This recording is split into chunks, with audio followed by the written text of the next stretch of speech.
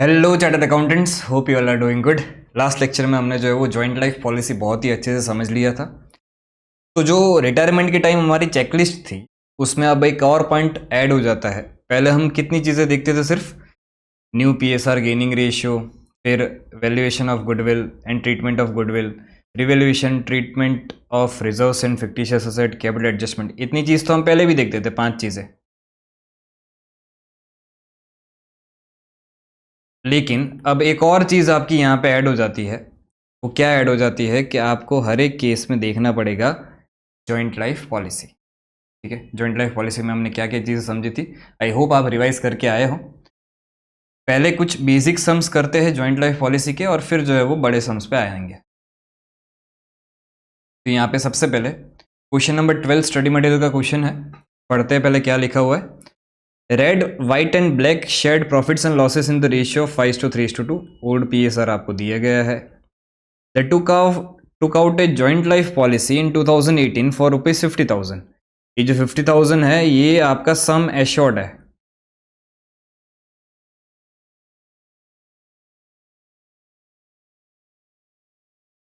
फिर उसके बाद है प्रीमियम ऑफ रुपीज 3,000।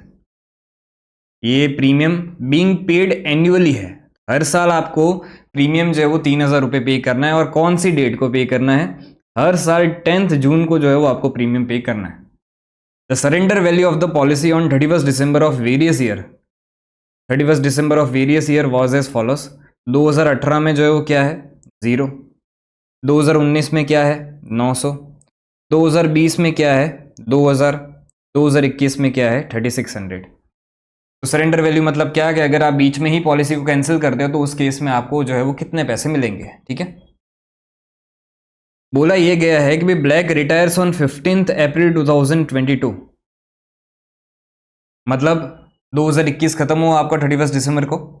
उसके बाद 15 अप्रैल 2022 को जो है वो क्या हो रहा है? ब्लैक रिटायर हो रहा है। और हमसे बोला क्या गया है? Prepare ledger account assuming no joint life policy account is maintain.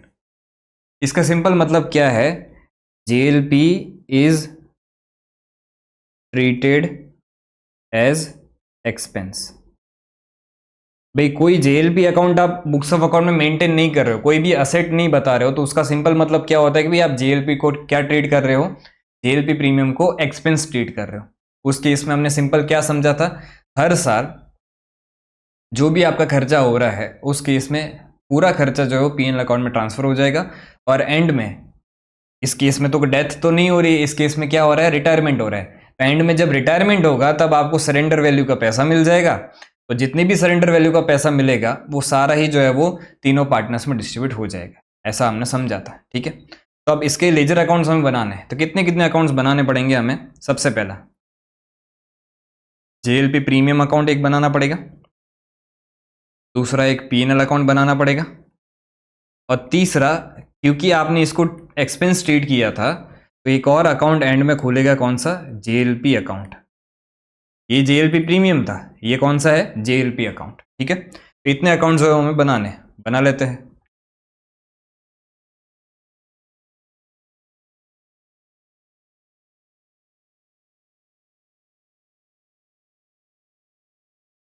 Answer number 12।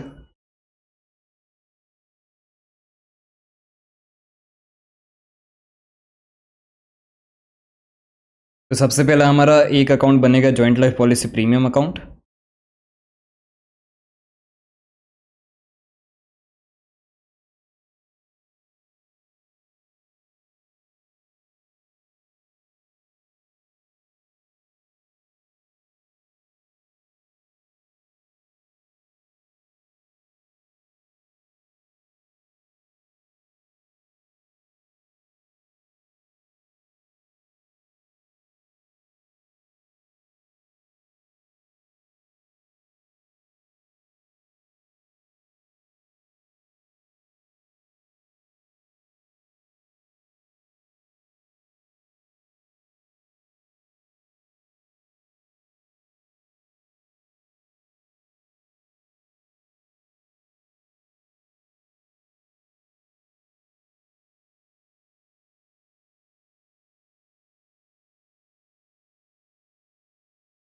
दूसरा बनेगा हमारा प्रॉफिट एंड लॉस अकाउंट।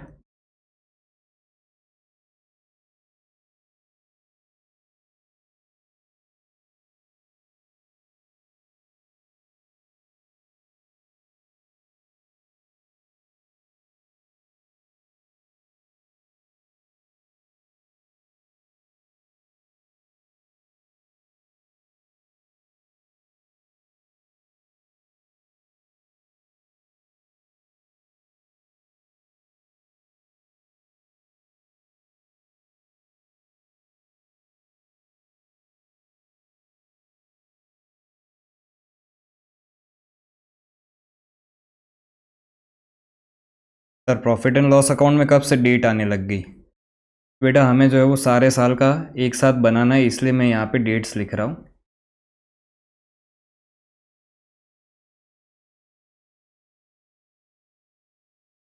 और एक बनेगा आपका जॉइंट लाइफ पॉलिसी अकाउंट।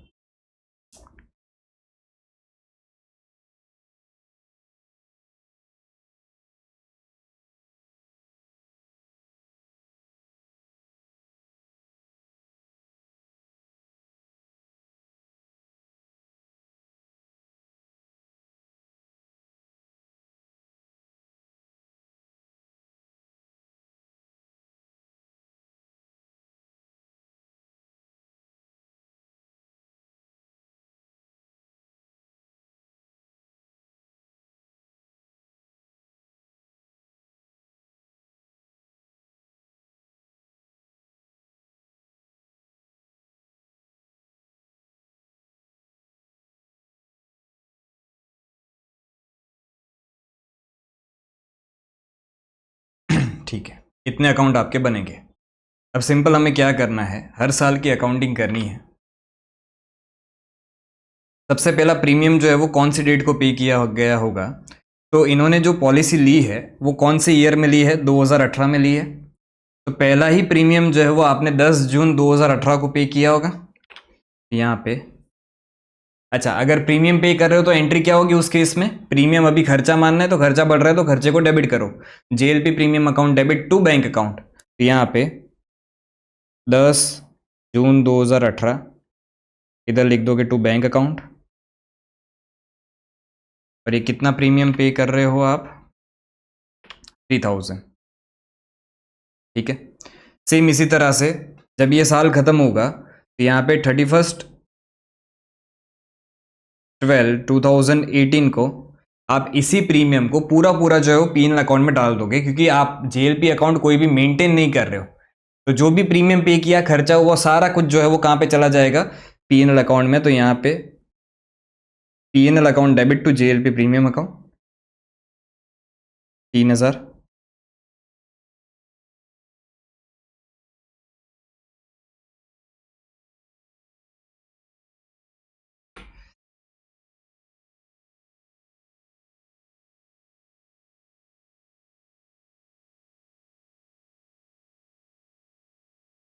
अब ये चीज़ जो है वो आपकी हर साल फॉलो होगी, बस मुझे डेट्स अलग डालनी है। तो देखो मैं कुछ जादू करूँगा। सर क्या जादू करोगे?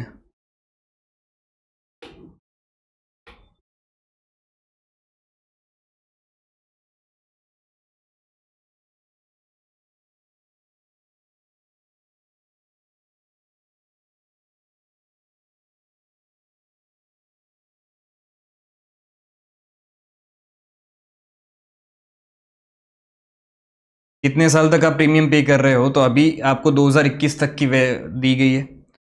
तो यहाँ पे 10/6/2019, 10/6/2020, 10/6/2021। और हर साल आपने कितना प्रीमियम पे किया, हर साल आपने 3-3 हज़ार प्रीमियम पे किया है।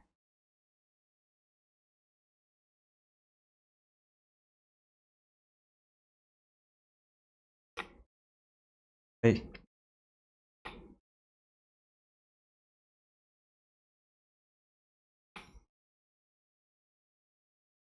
यहाँ पे 31/12/19, 31/12/20, 31/12/21। ये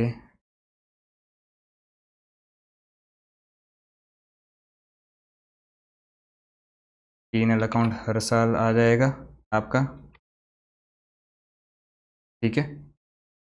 सेम इसी तरह से ये 3,000 भी आपके हर साल आ जाएंगे।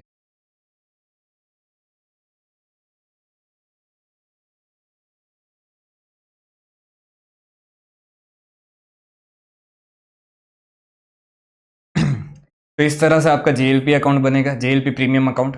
हर साल खर्चा रिकॉर्ड हुआ, JLP premium account debit to bank account, और हर साल यही खर्चा जो है वो आप P&L अकाउंट में ट्रांसफर करते गए।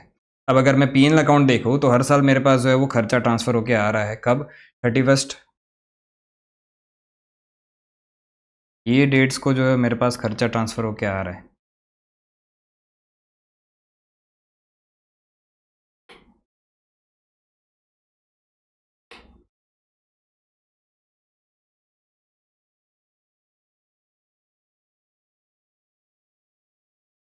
आपको गुस्सा आ रहा होगा, नहीं सर इतनी भी आलस? बेटा आपका टाइम बचाने के, ये तो ठीक है। ये क्या कर रहा हूँ मैं? सर क्या लिखना है इधर? मुझे लिखना है क्या? P&L account debit to JLP premium account.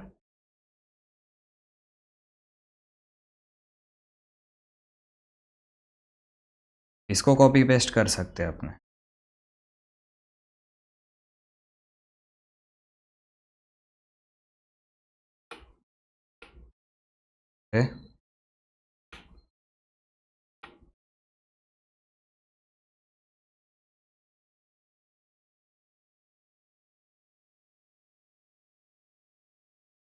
तो हर साल जो है वो 3-3 हज़ार रुपये ट्रांसफ़र हो गए आपके P&L अकाउंट में। सिंपल सम है, कुछ खास है नहीं, ठीक है।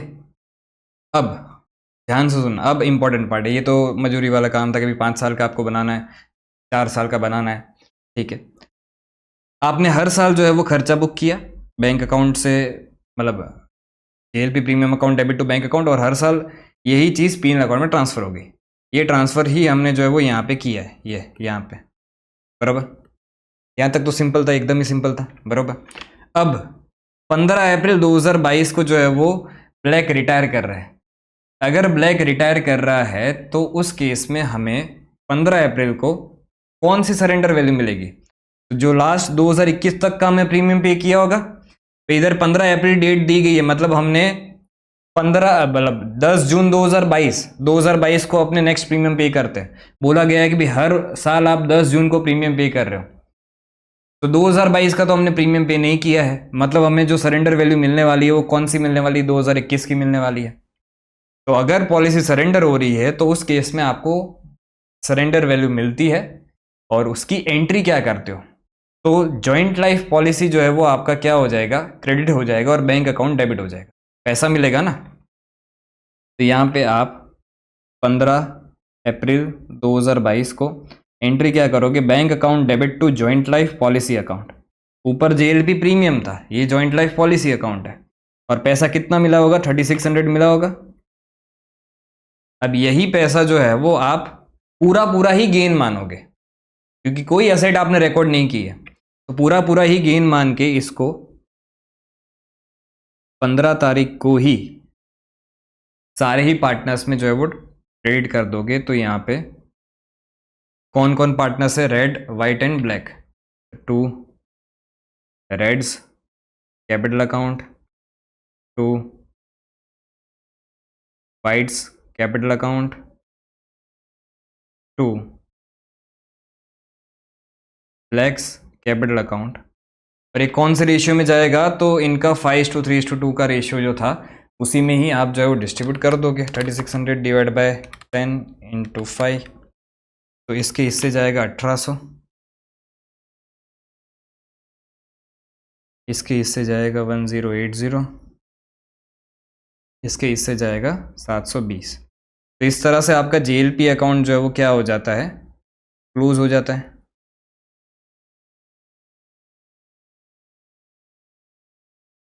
प्रीमियम तो हर साल क्लोज हो रहा था, हर साल 3000 ट्रांसफर करके जीरो कर दे रहे थे। P&L अकाउंट तो ठीक ही है, उसमें तो सिर्फ हमें एक एंट्री बतानी है, बट JLP अकाउंट भी जो है वो आपका इस तरह से क्लोज होगा। ये कौन सा केस हमने समझा? ये केस हमने समझा अगर जेएलपी को आप ट्रीट करते हो क्या, एज एन एक्सपेंस। अब सेम क्वेश्चन है, पूरा सेम एग्जैक्ट क्वेश्चन नंबर 13 जो ऊपर अभी हमने किया उसके जैसा ही, बस चेंज ये है कि भी आपको लेजर अकाउंट्स बनाना है assuming joint life policy is maintained on surrender value. मतलब ये कौन सा केस है, JLP is treated as asset. तो उस केस में भी काम एकदम ही सिंपल है, ध्यान से समझना। मुझे जॉइंट लाइफ पॉलिसी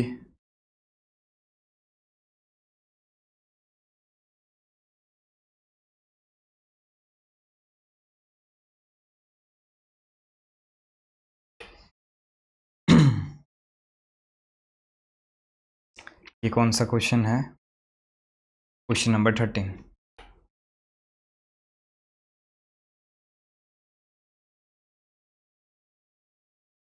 इधर लिख देते हैं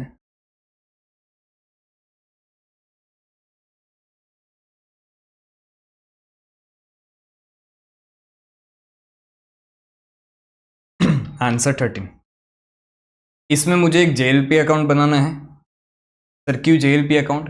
क्योंकि जब अपने जो है वो जॉइंट लाइफ पॉलिसी को असेट ट्रीट करते हैं तब हमने यहाँ पे समझा ही था, क्या समझा था कि भाई आप एंट्री जो है वो किस तरह से करते हो, जेएलपी अकाउंट को ही सिर्फ डेबिट करते हो टू बैंक अकाउंट करते हो, और फिर उस केस में जितनी सरेंडर वैल्यू होती है उतना बैलेंस रखते हो और बाकी का बैलेंस ट्रांसफर कर देते हो कहाँ पे, पीएनएल अकाउंट में। ठीक है,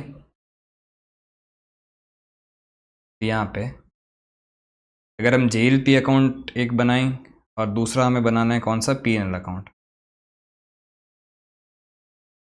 पीएनएल अकाउंट में बस ये अमाउंट्स सारे चेंज होंगे।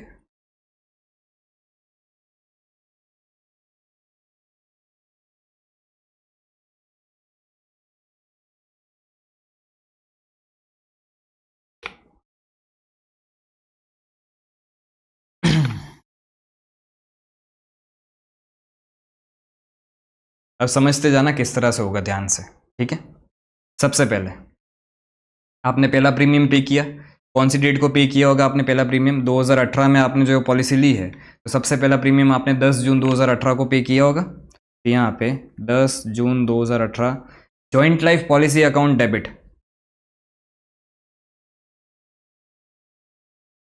Joint life policy account debit to bank account.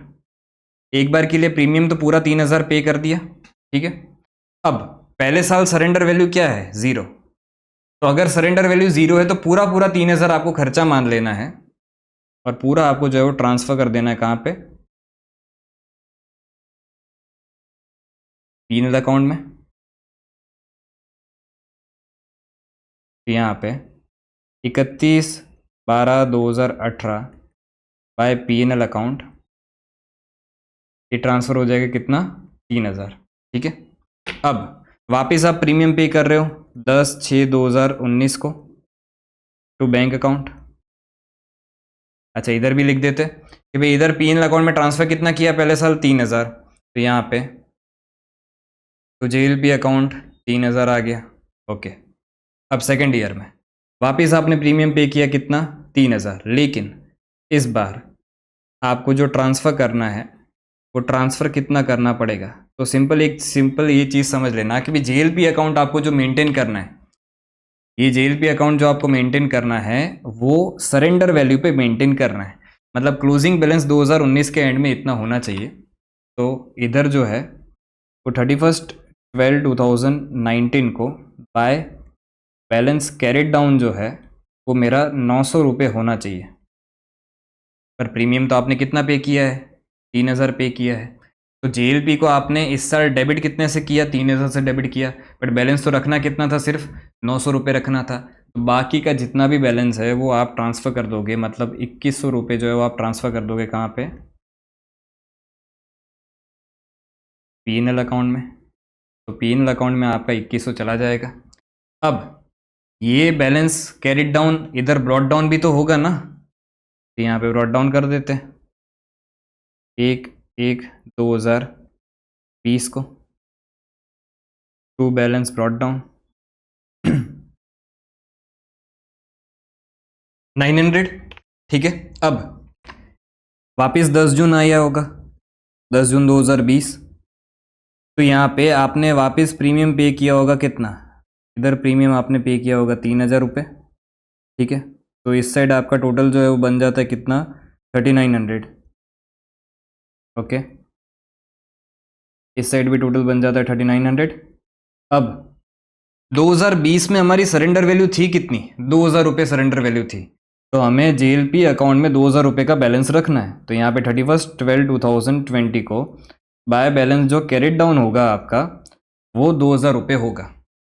तो यहाँ पे 31/12/2020 को PNL अकाउंट में कितना ट्रांसफर होगा, PNL अकाउंट में बैलेंसिंग फिगर ट्रांसफर हो जाएगा।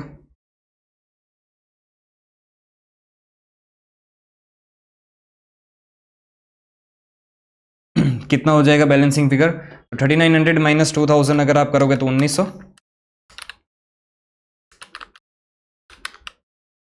और ये 1900 जो है वो आपका PNL अकाउंट में ट्रांसफर हो जाएगा। सेम इसी तरह से जब 1/1/2021 आएगा, साल का स्टार्ट होगा, तो यही बैलेंस ब्रॉड डाउन हो जाएगा जो इधर कैरिड डाउन था। ये कैरिड डाउन इधर ब्रॉड डाउन हो जाएगा, इधर 2000 जो है वो आपका ब्रॉड डाउन हो गया। वापस 10 जून आया, 10 जून 2021 को वापस आपने पैसा पे किया होगा। कितना पे किया, तो 3000 रुपये आपने वापस पे किए। तो इधर टोटल हो गया कितना, इधर टोटल हो गया 5000। अब यहाँ पे 2021 का सरेंडर वैल्यू जो है वो कितना था, तो 2021 का सरेंडर वैल्यू 3600 था, और यही बैलेंस आपको JLP अकाउंट में रखना है।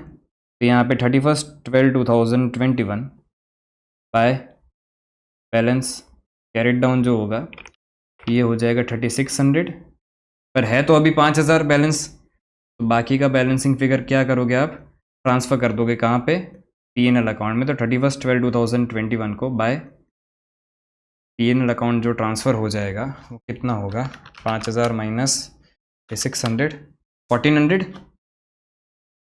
ठीक है, तो इस तरह से आपका हर साल PNL अकाउंट में JLP का कुछ ना कुछ बैलेंस ट्रांसफ़र हुआ है। तो इधर हुआ है 1900, इधर सबसे पहले सेकेंड ईयर में 2100 हुआ है, फिर 1900, और फिर 1400। अब ध्यान से समझना, इसके आगे भी है। अब इसके बाद क्या हुआ, यहाँ पे मैं बैलेंस ब्रॉट डाउन करूँगा, इसको मुझे थोड़ा नीचे लेके जाना पड़ेगा, पूरे को ही थोड़ा नीचे लेके जाते हैं।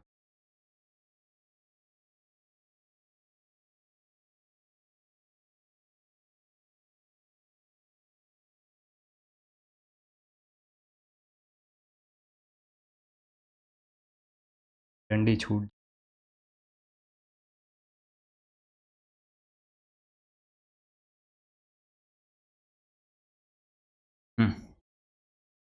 अब ध्यान से समझना, JLP अकाउंट में यहाँ पे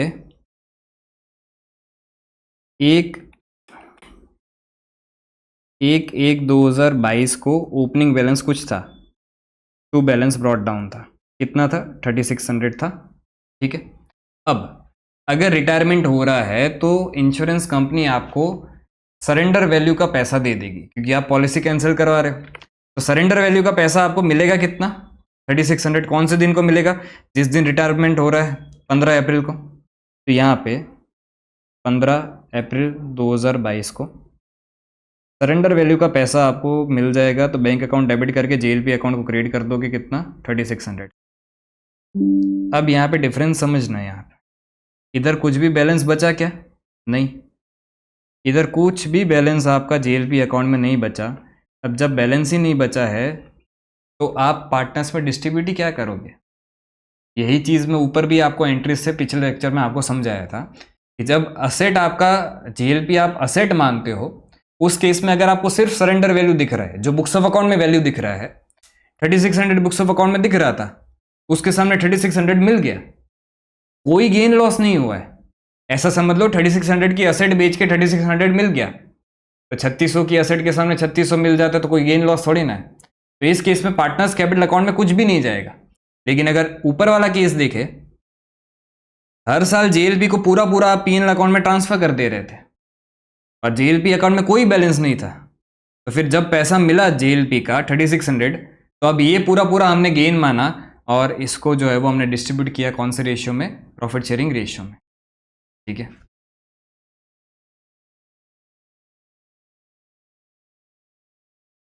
तो इस तरह से जो है वो आपके जेएलपी के अकाउंट मेंटेन होते हैं। तो ये हमने 2 टाइप के सम्स कर लिए। अब हमारे जो है वो कुछ बड़े सम्स है, फुल फ्लेजेड सम्स, जिसमें जेएलपी का पॉइंट आएगा। वो हमें 3 सम्स करने हैं और फिर हमारा ये यूनिट भी जो है वो कंप्लीट हो जाएगा। ठीक है, आ जाते क्वेश्चन नंबर 14 पे।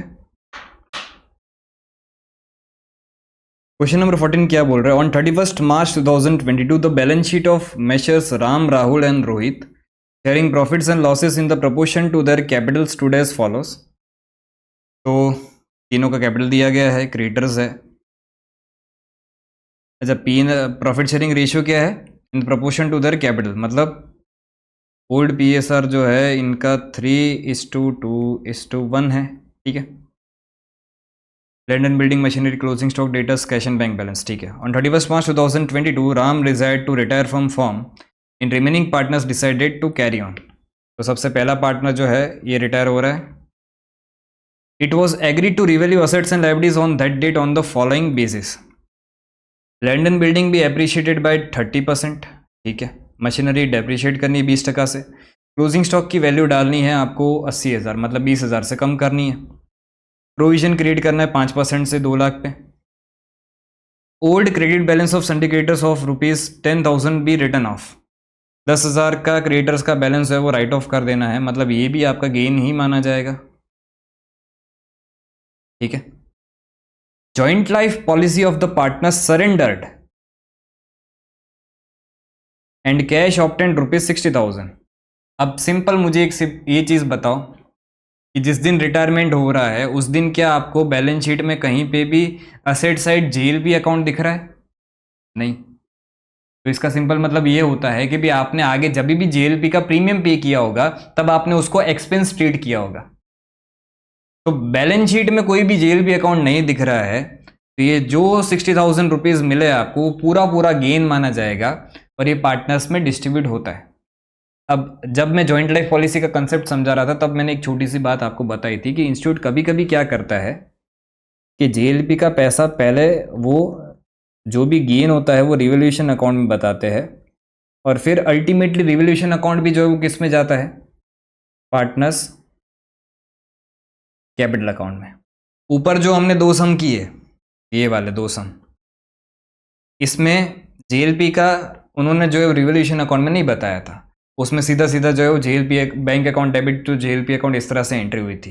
लेकिन इस पर्टिकुलर इस सम में उन्होंने ये जो 60,000 रुपये मिले हैं जेएलपी के, उसको उन्होंने पार्टनर्स कैपिटल अकाउंट में डायरेक्ट नहीं डाला है और उसको पहले डाला है कहाँ पे? रिवोल्यूशन अकाउंट में, पूरा पूरा 60,000, क्योंकि पूरा पूरा 60,000 गेन ही माना जाएगा ना। उन्होंने पहले इसको रिवोल्यूशन अकाउंट में डाला है और फिर पार्टनर्स कैपिटल अकाउंट में डाला है।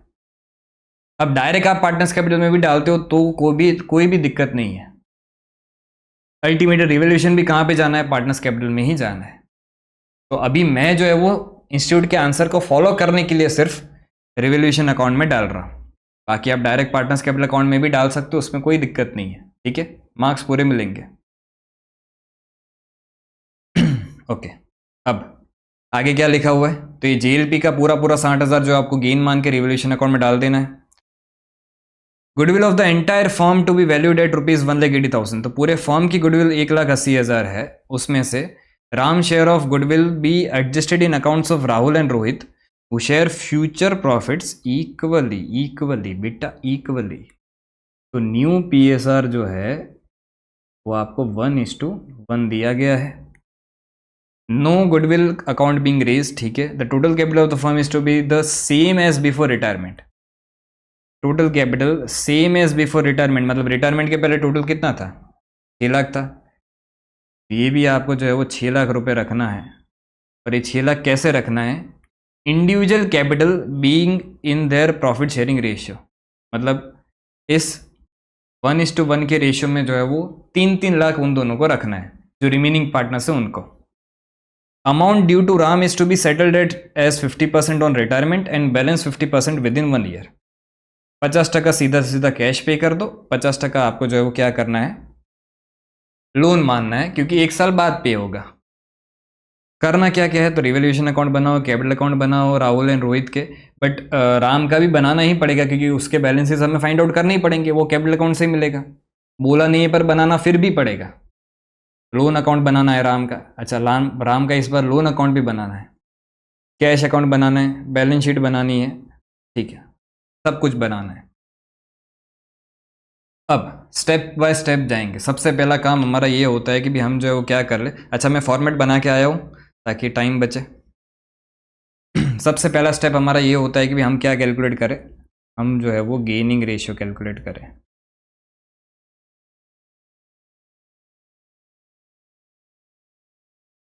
कौन पार्टनर्स बच रहे हैं, राहुल एंड रोहित बच रहे हैं।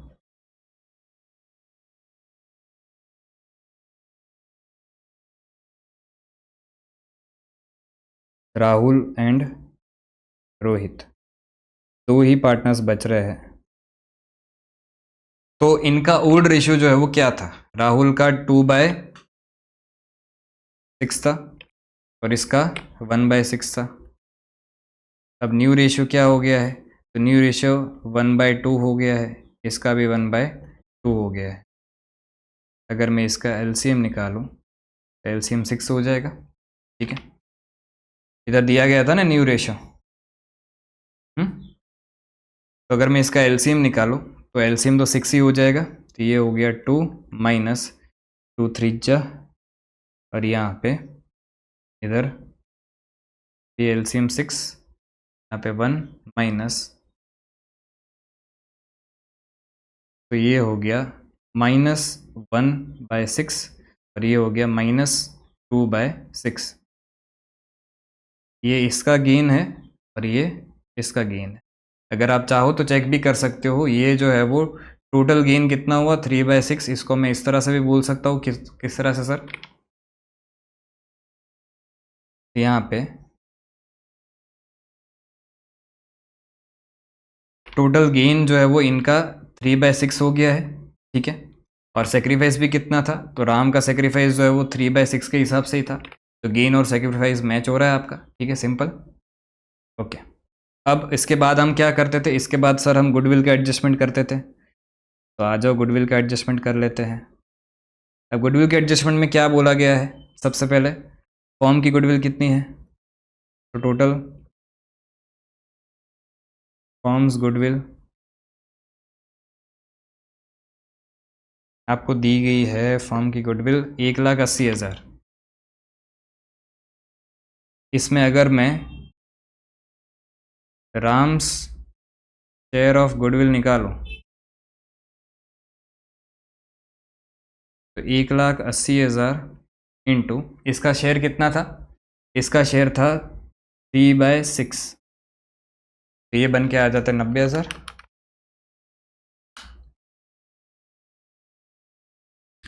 अब ये 90,000 कौन देगा, जो रिमेनिंग पार्टनर्स है, कौन से रेशियो में देंगे, गेनिंग रेशियो में देंगे सर, राहुल एंड रोहित।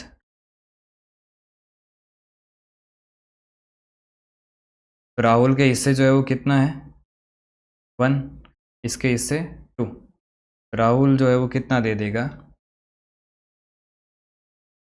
ये दे देगा 30,000 और ये दे देगा कितना 60,000, ठीक है। तो दो एडजस्टमेंट हमने कर दिए। अब उसके बाद पार्टनर्स कैपिटल अकाउंट में चल लेते हैं। यहाँ पे सबसे पहले हम लिखेंगे क्या, बाय बैलेंस ब्रॉट डाउन, तीनों का कैपिटल का ओपनिंग बैलेंस लिख देते हैं, 3 lakh 2 lakh and 1 lakh,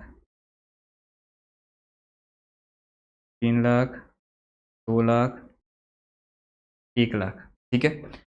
opening balance लिखने के बाद तुरंत हम गुडविल का एडजस्टमेंट करते हैं। गुडविल का एडजस्टमेंट में क्या हो रहा है, तो राम कैपिटल अकाउंट क्रिएट हो रहा है, कितने से क्रिएट हो रहा है सर, तो टोटल 30 + 60 90,000 से क्रिएट हो रहा है, और डेबिट कौन कौन हो रहा है, तो by Rahul's capital account, bye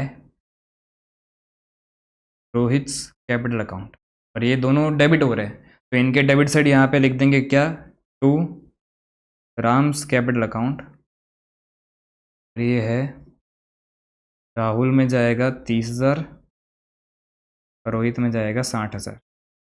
ठीक है, सिंपल। ओके, उसके बाद गुडविल का एडजस्टमेंट हो गया। अब चलते रिवोल्यूशन में। रिवोल्यूशन में क्या करेंगे सर, वन बाय वन देखते जाएंगे। सबसे पहले लैंड एंड बिल्डिंग को अप्रिशिएट करना है 30% से। ये है कितना, 2 लाख। 30% से अगर अप्रिशिएट करें तो पहले तो यहाँ पे लिखूंगा क्या, by land and building account. तो 60,000 से अप्रिशिएट होगा ये। ठीक है, मशीनरी को 2 लाख की है, डेप्रिशिएट करना कितने से, 20% से। यहाँ पे मशीनरी अकाउंट 2 2 जा 4, तो ये 40,000 से जो क्या होगा, डेप्रिशिएट होगा। Closing stock to be valued at ₹80,000। अभी दिख कितना रहा है, 1 लाख, लेके जाना है कितने पे, 80,000 पे। तो यहाँ पे टू क्लोजिंग स्टॉक अकाउंट कितने से कम करना था, 20,000 से कम करना था। ठीक है, उसके बाद प्रोविजन 5% से क्रिएट करना है, 2 लाख का 5%। To provision for doubtful debts account, ये हो गया कितना, 10,000।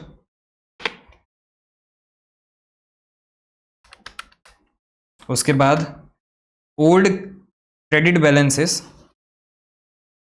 Of sundry creditors ₹10,000 to be written off. तो ये फ़ायदा हो रहा है, यहाँ पे लिख दूंगा बाय सन्ड्री क्रिएटर्स अकाउंट। ये कितना राइट ऑफ कर रहे हो आप, 10,000। ठीक है, उसके बाद जीएलपी का 60,000 रुपये पैसा मिल रहा है। अब सीधी एंट्री क्या बनेगी इसकी, बैंक अकाउंट पैसा मिल रहा है तो बैंक अकाउंट को तो डेबिट करोगे। और इस बार जीएलपी डायरेक्ट क्रेडिट ना करके पहले कहाँ पे जाने दे रहे हो इसको, रिवोल्यूशन अकाउंट में। तो यहाँ पे bank account debit to revolution account. किस चीज़ का पैसा है, तो ये जीएलपी का पैसा है। कितना पैसा है, 60,000। अच्छा, इसको बैंक अकाउंट में भी पोस्टिंग कर देते हैं वरना भूल जाएंगे। टू रिवोल्यूशन अकाउंट किस चीज़ का है, जीएलपी का, 60,000। ठीक है, जीएलपी का काम भी हमने कर दिया। गुडविल तो हमने ऑलरेडी देख लिया था, ये भी हमने एंड में देखना है, अभी इसको भी एंड में देखना है। रिवोल्यूशन अकाउंट में बस इतनी ही चीज़ें थी, 1 2 3 4 5 6 चीज़ें आपकी रिवोल्यूशन अकाउंट में आ गई। अब अगर आप देखोगे तो आपको आ रहा है गेन, तो ये टू रिवोल्यूशन गेन। ठीक है, राम राहुल एंड रोहित, राम राहुल रोहित, इन तीनों में जो है वो ये गेन डिस्ट्रीब्यूट हो जाएगा आपका। पहले गेन कितना आ रहा है वो देख लेते हैं, 60,000 प्लस 10,000 प्लस 60,000, 1,30,000 टोटल है आपका।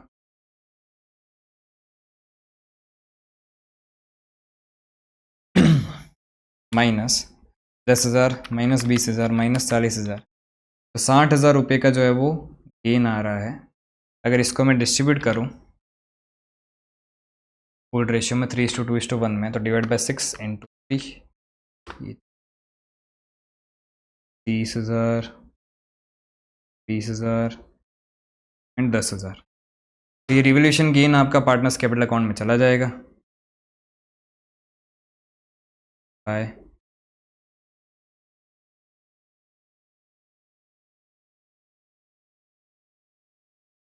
$30,000 30,000 एंड 10,000। ठीक है, रिवोल्यूशन का काम खत्म होता है, उसके बाद हमारा स्टेप होता है क्या, कैपिटल एडजस्टमेंट। लेकिन इस बार कैपिटल एडजस्टमेंट के पहले जीएलपी हमने देखना है। जीएलपी का काम ऑलरेडी हमने कर दिया है तो उसमें कोई दिक्कत नहीं है। चलो जीएलपी वाला पॉइंट हो गया है। अच्छा हमेशा ये चीज़ भी ध्यान रखना कि जब जेएलपी हो पिक्चर में तो पहले जेएलपी का काम करो और फिर केबल एडजस्टमेंट करो। जेएलपी का काम हमने ऑलरेडी कर दिया है। अब यहाँ पे सबसे पहले राम को कितना देना है उसका सेटलमेंट कर देते, तो जो भी देना होगा वो 50% अपने जो कैश में देंगे और 50% जो वो लोन में जाएगा। तो यहाँ पे टू बैंक अकाउंट 50% और टू राम्स लोन अकाउंट 50%। ठीक है, पहले तो देख लेते हैं कितना आता है।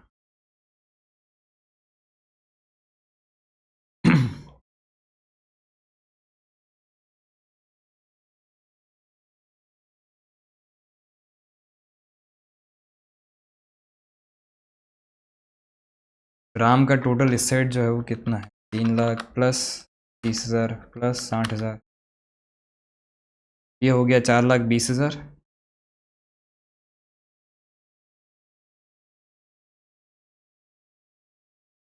अब 4,20,000 में से 50% आपको कैश से पे कर देना है।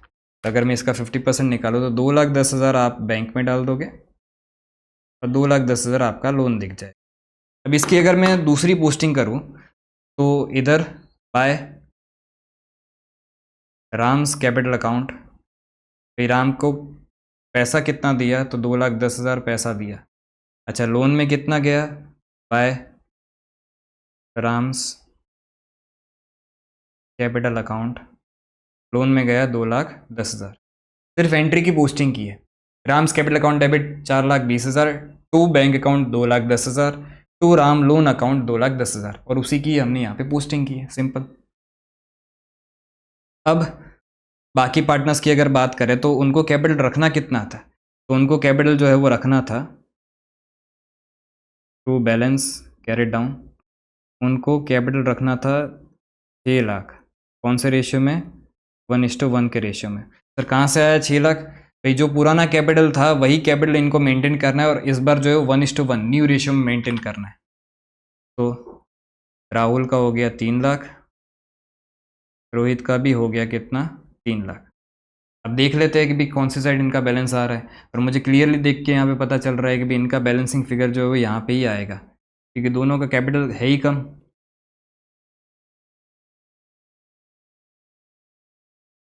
तो यहाँ पे by bank account balancing figure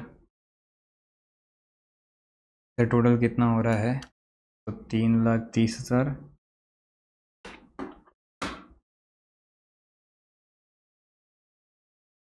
3,60,000।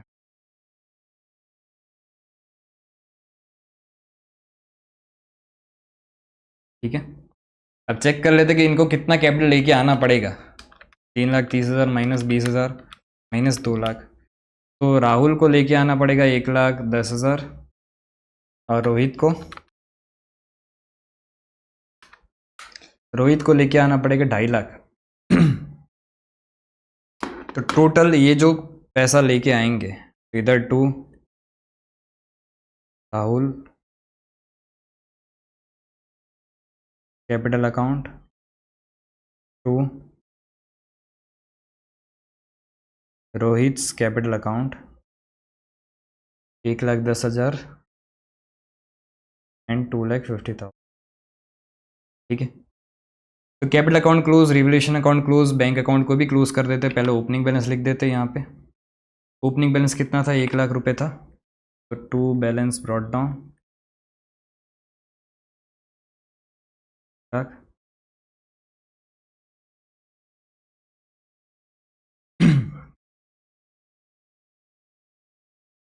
1,00,000 plus 60,000 plus 1,10,000 plus 2,50,000 5,20,000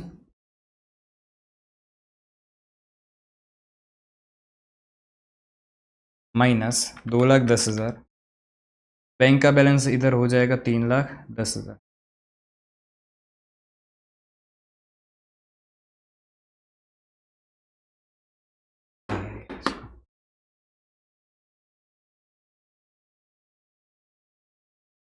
इधर बाय बैलेंस कैरिड डाउन। अब राम का लोन अकाउंट जो होगा वो तो सीधा simple balancing figure carry forward हो जाएगा, तो यहाँ पे 2 बैलेंस कैरिड डाउन 2,10,000।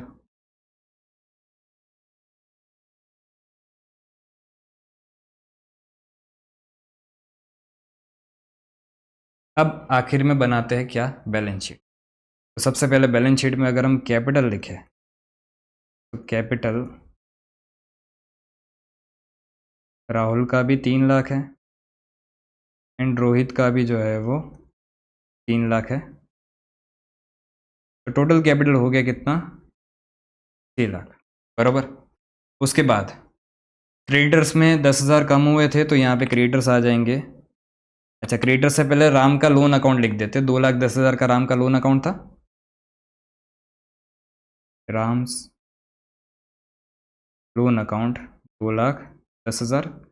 फिर यहाँ पे क्रेडिटर्स लिखते हैं, तो क्रेडिटर्स इधर थे कितने, 2 लाख के थे, 10,000 से कम हो गए तो इधर कितना हो गया, 1,90,000। कहाँ कम हुआ है सर, ये 10,000 राइट ऑफ किया है ना बेटा। फिर यहाँ पे लैंड एंड बिल्डिंग एप्रिशिएट हुआ था, तो लैंड एंड बिल्डिंग कितने से अप्रिशिएट हुआ था, 30% से, मतलब 60,000 से, ये इधर आ जाएगा 2,60,000। प्लांट एंड मशीनरी डेप्रिशिएट हुआ था, कितने से डेप्रिशिएट हुआ था, 2 लाख में से 20% डेप्रिशिएट हुआ था, मतलब 40,000 से डेप्रिशिएट हुआ था, इधर कितना हो जाएगा, 1,60,000। क्लोजिंग स्टॉक 80,000 दिखाना है, क्लोजिंग स्टॉक 80,000 दिखेगा। उसके बाद क्रेडिटर्स आपको 2 लाख के यहाँ पे दिए गए हैं, पर उसमें कुछ प्रोविज़न आपने क्रिएट किया था, क्रेडिटर्स 2 लाख, यहाँ पे minus provision at the rate 5% आपने 10,000 प्रोविज़न क्रिएट किया था, तो बाहर कितना आ जाएगा, 1,90,000। और एंड में बैंक बैलेंस तो आपने रिवाइज फाइंड आउट कर ही लिया है, कैश एंड बैंक बैलेंस, तो ये कितना फाइंड आउट किया है, 3,10,000।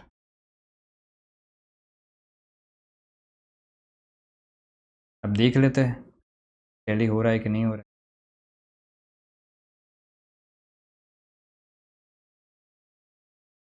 6 लाख प्लस 2,10,000 प्लस 1,90,000, ये हो गया 10 lakh, minus 3,10,000 minus 1,90,000 minus 80,000 minus 1,60 minus 2,60। Simple tally, बस तो इतना ही करना था। तो आंसर नंबर 14 भी आपका यहाँ पे कंप्लीट होता है। अब चलते हैं नेक्स्ट क्वेश्चन पे।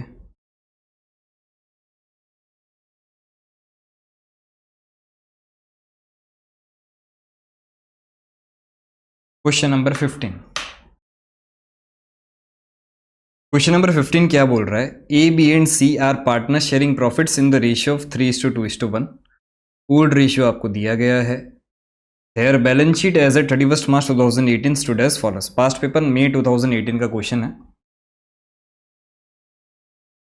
ए बी सी तीनों का कैपिटल आपको दिया गया है। क्रेडिटर्स जनरल रिजर्व भी दिख रहा है 3,60,000। फिर building furniture office equipment stock debtors provision for doubtful debt and JLP आपको इस बार बैलेंस शीट में दिख रहा है। अगर जेएलपी बैलेंस शीट में दिख रहा है मतलब क्या, आपका जेएलपी का असेट अकाउंट क्रिएट आपने किया है, ठीक है। 1,50,000। Be retired on 1 April 2018 subject to the following condition. Office equipment पर रिवैल्यू करना है 3,27,000 पे, बढ़ाना है। और फिर building at ₹15 lakh, furniture is written down by ₹40,000, 40,000 से कम करना है। Stock is reduce to ₹2 lakh, ये रिवोल्यूशन की बात है, ठीक है, ये तो सारी सिंपल बातें हैं। प्रोविजन आपको डेटर्स पे रखना कितना है, 5% रखना है। अच्छा, ये एक अच्छा पॉइंट है, अगर आप देखने जाओ तो 3 लाख का 5% कितना होता है, 3 लाख का 5% होता है 15,000। लेकिन इधर ऑलरेडी जो है वो कितना क्रिएट करके रखा है आपने, 30,000 क्रिएट करके रखा है। अब 5% रखना है जो बनता है 15,000, लेकिन ऑलरेडी 30,000 है, तो इस बार आपको प्रोविजन रिवर्स करना है, और प्रोविजन अगर आप रिवर्स करोगे तो वो आपका फायदा होगा। ठीक है, तो ये क्या बोल रहे हैं, JLP will appear in the balance sheet at surrender value after B's retirement, the surrender value is ₹1,50,000। ये पॉइंट ध्यान से सुनना। मैंने जब जेएलपी का कंसेप्ट समझाया था तब मैंने एक चीज़ समझाई थी सर। क्या चीज़ समझाई थी? ये कि जब आप जेएलपी को ट्रीट करते हो एज एन असेट, ठीक है, उस केस में अगर रिटायरमेंट हो रहा है, ये रिटायरमेंट वाला केस था, रिटायरमेंट वाला, उस केस में अगर रिटायरमेंट हो रहा है तो यहां पे देखो, what if remaining partners decided to continue JLP at surrender value. और अगर नॉर्मल केस देखे तो रिटायरमेंट के टाइम जो है वो सरेंडर वैल्यू का पैसा आपको मिल जाता है, ऐसा ही होता है। ठीक है, लेकिन अगर पार्टनर्स, रिमेनिंग पार्टनर्स चाहे कि जेएलपी को हमें कंटिन्यू करना है बैलेंस शीट में सरेंडर वैल्यू पे, तो उस केस में क्या होगा, entry of receipt of surrender value will not be done. मतलब क्या, ये जो सरेंडर वैल्यू का पैसा मिला था उसकी एंट्री नहीं होगी। ठीक है, तो बैलेंस शीट में surrender value as it is दिखेगी, लेकिन उस टाइम आपको एक चीज देखनी है। एक चीज क्या देखनी थी सर, कि अगर तो सरेंडर वैल्यू जो बुक्स ऑफ अकाउंट में दिख रही थी उतनी की उतनी है तो फिर कोई एंट्री करने की जरूरत नहीं है। लेकिन अगर जो बुक्स ऑफ अकाउंट में सरेंडर वैल्यू दिख रही है उससे अलग वैल्यू निकल के आ रही है सरेंडर वैल्यू की जिस दिन रिटायरमेंट हो रहा है, तो उसको हमें रिवोल्यूशन गेन लॉस मान के कहां पे बुक करना होता था, रिवोल्यूशन अकाउंट में बुक करना होता था। जैसे इस केस में क्या था कि अगर 70 दिख रही थी तो कोई चेंज नहीं था, 70 पहले भी दिख रही थी और वही की वही है, तो उसमें कोई एंट्री करने की जरूरत नहीं थी। लेकिन अगर वही 70 वाली 80 हो गई होती, बढ़ गई होती सरेंडर वैल्यू, तो उस केस में हमें 10 रुपए को रिवोल्यूशन गेन मान के रिवोल्यूशन अकाउंट में रिकॉर्ड करना होता था। अब वापस इस क्वेश्चन पे चलते हैं। क्वेश्चन में यहाँ पे आप बैलेंस शीट में देखोगे तो 1,60,000 दिख रही है। बोला क्या गया है, JLP will appear in the balance sheet at surrender value. तो मतलब क्या कि भी आपको जेएलपी का पैसा, मतलब पॉलिसी सरेंडर नहीं करनी है, तो वो जो एंट्री होती थी ना, bank account debit to JLP account, वो एंट्री नहीं होगी। बरोबर।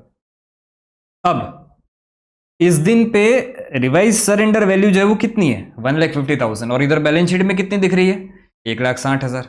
मतलब क्या हुआ कि भी आपका 10,000 का रिवोल्यूशन लॉस हो गया। समझे? तो ये 10,000 जो है वो आपका रिवोल्यूशन लॉस रिवोल्यूशन अकाउंट में दिख जाएगा। बाकी और कोई भी एंट्री करने की जरूरत नहीं है, सिंपल। ठीक है, goodwill was to be valued at 3 years purchase of average 4 years profit which were, 4 साल के प्रॉफिट दिए गए हैं, और इसके बेसिस पे आपको जो है एवरेज प्रॉफिट निकाल के इंटू 3 करके गुडविल का अमाउंट फाइंड आउट करना है। इससे फर्म की गुडविल मिलेंगी और उससे अपने जो रिटायरिंग पार्टनर का शेयर कैलकुलेट कर लेंगे। Amount due to be is transfer to is loan account. चलो ये पूरा पूरा लोन ट्रीट करना है, ये बोल ही दिया है। क्या क्या बनाना है, रिवोल्यूशन अकाउंट बनाना है, पार्टनर्स कैपिटल अकाउंट बनाना है और बैलेंस शीट बनानी है। ये तीनों का फॉर्मेट तो मैं बना के आया हूँ ताकि आपका टाइम बचे।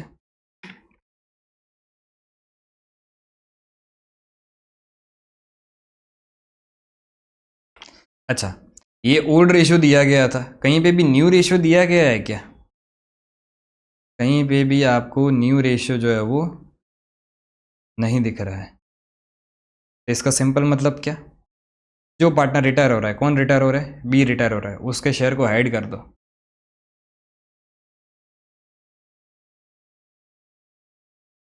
इन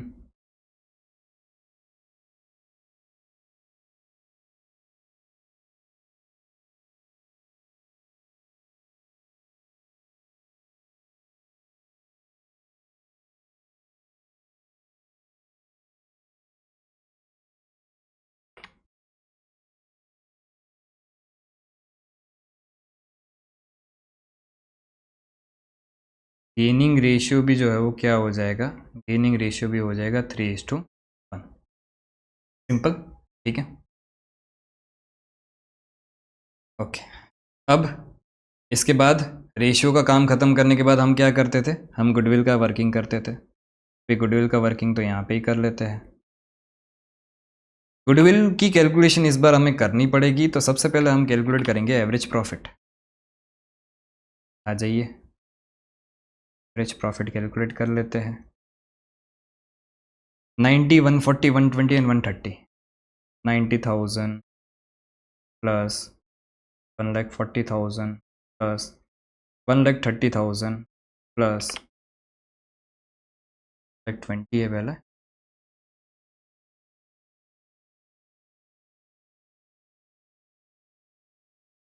और एंड में 1,30,000 डिवाइड बाय कर देंगे 4, तो हमें एवरेज प्रॉफिट मिल जाएगा 90 plus 140 plus 120 plus 130 divide by 4, 1,20,000 आपका एवरेज प्रॉफिट है। लेकिन गुडविल की अगर हम वैल्यूएशन करें तो गुडविल जो है वो कितना हो जाएगा, 1,20,000 into number of years purchase कितना था, 3 ईयर्स परचेस था, टू 3, ये हो गया 3,60,000। अब इसमें अगर ये तो हमें जो है फॉर्म की गुडविल मिली, इसमें अगर हम जो पार्टनर रिटायर हो रहा है, कौन रिटायर हो रहा है, बी रिटायर हो रहा है, उसका अगर हम शेयर कैलकुलेट करें 2/6 के हिसाब से इसका शेयर हो जाएगा, बीज शेयर ऑफ गुडविल 3,60,000 इंटू 2/6, ये हो गया 1,20,000। अच्छा, ये 1,20,000 कौन कंपनसेट करेगा, रिमेनिंग पार्टनर्स, मतलब ए एंड सी कौन से रेशियो में, 3:1 के रेशियो में। तो ए के हिस्से कितना जाएगा,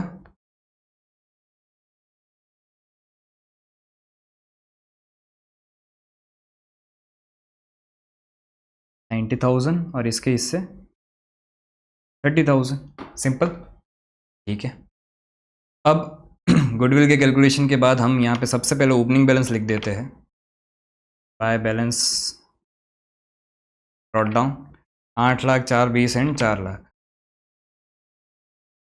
8,00,000, 4,20,000, 4,00,000, ठीक है। उसके बाद गुडविल का एडजस्टमेंट अगर हम करें तो बी कैपिटल अकाउंट को क्रेडिट करोगे और A and C capital account को जो है वो क्या करोगे, डेबिट करोगे, by A is capital account by C is capital account, इधर आ जाएगा 90,000, इधर आ जाएगा 30,000, और क्रेडिट किसको करोगे, टू बीज कैपिटल अकाउंट को, और ए में डाल दोगे 90,000, सी में डाल दोगे 30,000, ठीक है, सिंपल।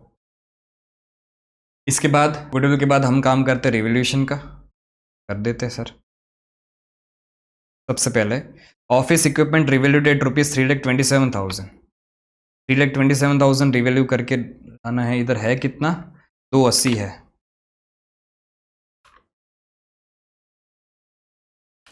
तो 47,000 से आपको बढ़ाना है बाय ऑफिस इक्विपमेंट अकाउंट,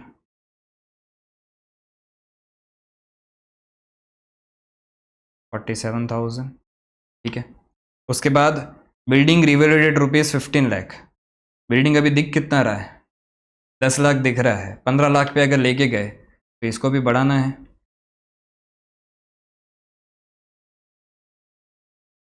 कितने से बढ़ाना पड़ेगा, 5 लाख से बढ़ाना पड़ेगा। फिर उसके बाद furniture is written down by ₹40,000, furniture को तो 40,000 से ही कम करना है, तो टू फर्नीचर अकाउंट ये हो गया 40,000।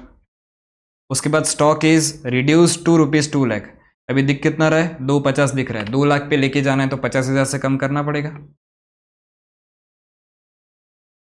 To stock account. उसके बाद provision for doubtful debt is created at the rate 5% on debtors, अभी 5% के हिसाब से अगर हम देखने जाए तो 15,000 ही होता है, लेकिन ऑलरेडी क्रिएट किया हुआ कितना पड़ा है, 30,000, 15,000 का गेन हो जाएगा, तो यहाँ पे इस बार प्रोविजन रिवर्स हो रहा है, by provision for doubtful dates कितना, 15,000, समझे। ये खास एक इम्पोर्टेंट पॉइंट था, तो ध्यान रखना है इसको। उसके बाद JLP इधर 160 दिख रहा है, 150 अभी इसकी एक्चुअल वैल्यू है, सरेंडर वैल्यू 10,000 से ज़्यादा दिख रहा है, कम करना पड़ेगा, नुकसान हो जाएगा। यहाँ पे टू इंट लाइफ पॉलिसी अकाउंट 10,000, ठीक है। उसके बाद और कुछ नहीं है रिवोल्यूशन में, तो यहाँ पे ऑब्वियसली गेन हो जाएगा।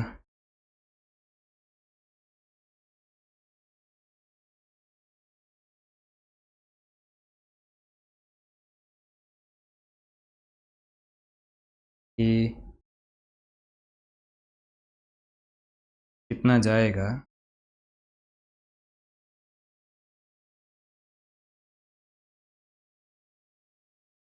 $47,000 प्लस 5 लाख प्लस 15,000, 5,62,000 आपका टोटल है।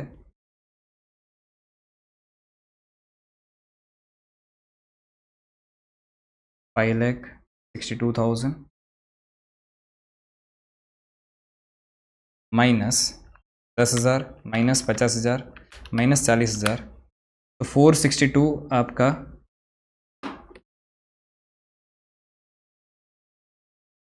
रिवोल्यूशन का गेन आया। इसको हम डिस्ट्रीब्यूट करेंगे कौन से रेशियो में, ओल्ड रेशियो में जो 3:2:1 है, डिवाइड बाय 6 इंटू 3, 2,31,000,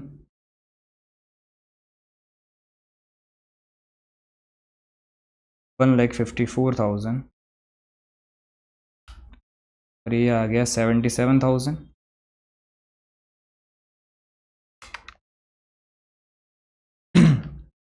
ठीक है, तो ये रिवोल्यूशन गेन को यहाँ पे पार्टनर्स कैपिटल अकाउंट में डिस्ट्रीब्यूट कर देते हैं बाय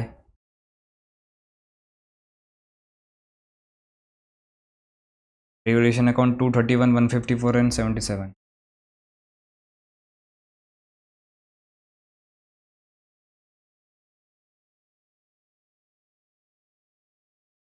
ठीक है, उसके बाद रिवोल्यूशन का काम भी खत्म। रिवोल्यूशन के बाद हमारा स्टेप होता है, देख लो कोई रिजर्व्स या फिक्टिशियस असेट दिख रहे, तो रिजर्व्स मेरे को यहाँ पे एक दिख रहा है 360 का, उसको डिस्ट्रीब्यूट कर देंगे। फिक्टिशियस असेट कोई भी नहीं दिख रहा है, तो यहाँ पे by reserve account 3,60,000 divide by 6 एक 80,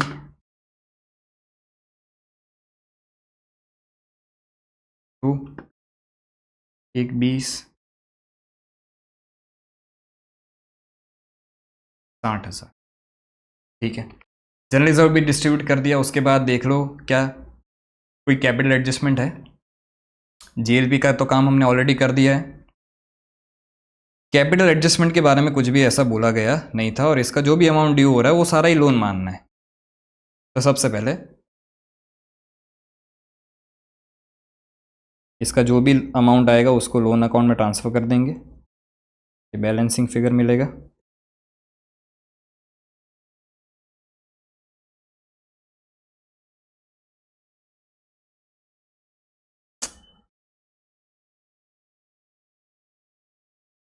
और इनका जो भी अमाउंट आएगा A एंड C का, उसको हम बैलेंस कैरी डाउन कर देंगे।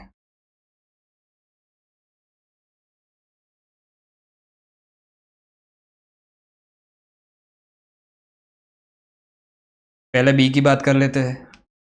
420 plus 90 plus 30 154 plus 1,20,000 8,14,000,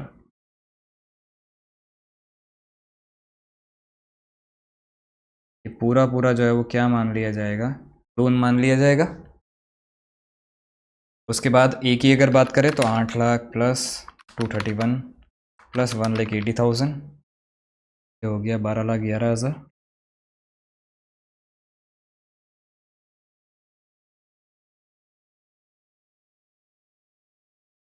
minus 90,000, 11,21,000।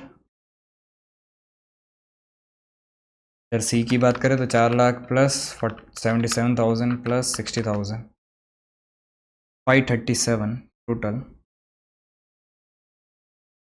Minus 30,000, 5,07,000।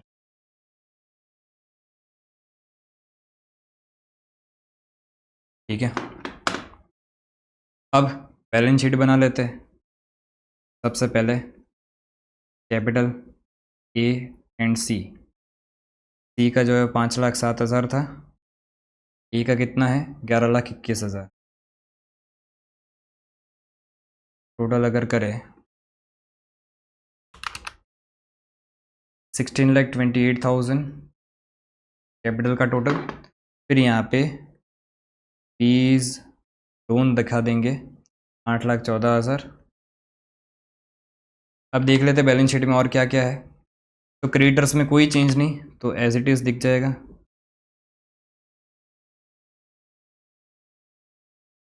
3,70,000। Building की अगर बात करें तो बिल्डिंग को हमें लेके जाना था कितने पे, 15 लाख पे। बिल्डिंग आप लिखोगे 15 लाख। फिर फर्नीचर को कितने पे लेके जाना था, 40,000 से कम करना था, तो 2 लाख लिख दोगे।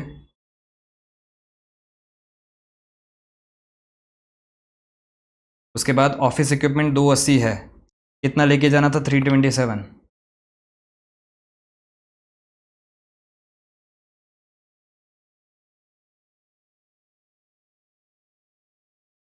फिर उसके बाद स्टॉक 250 से लेके जाना था कितने पे, 2 लाख पे। यहाँ पे स्टॉक लिख दोगे आप 2 लाख। ठीक है, उसके बाद डेटर्स आपको दिया गया था। डेटर्स का बैलेंस यहाँ पे 3 लाख है, और इसमें अगर मैं प्रोविज़न @5% के हिसाब से देखूँ तो वो आपका बनता है कितना, 15,000। यहाँ से बैलेंस बाहर कितना दिखेगा, 2,85,000। जॉइंट लाइफ पॉलिसी को आपने रिवैल्यू करके लेके आए। देखो सरेंडर वैल्यू पे रखना है, ऐसा पार्टनर्स की इच्छा है, तो हम रख देंगे उसको सरेंडर वैल्यू पे 1,50,000। Cash at bank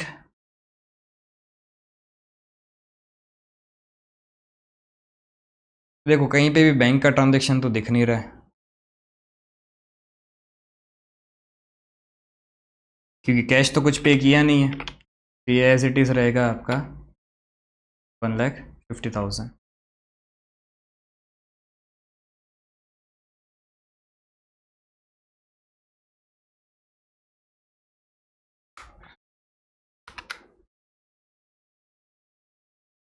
$28,12,000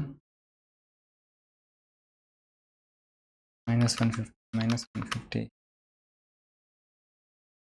2 lakh.